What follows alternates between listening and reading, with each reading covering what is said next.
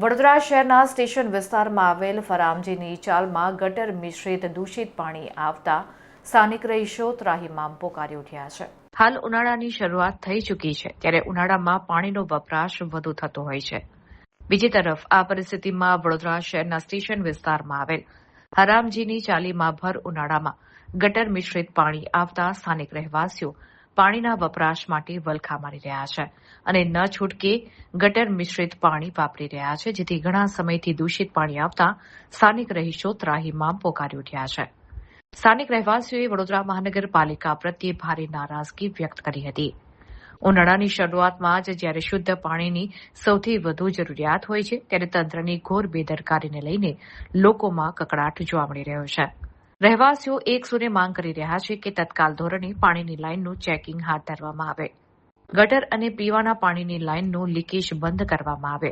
દુર્ગંધયુક્ત આવતા આવા પાણીને લઈને રોગચાળો ફેલાવાની દહેશત પણ વ્યાપેલી છે.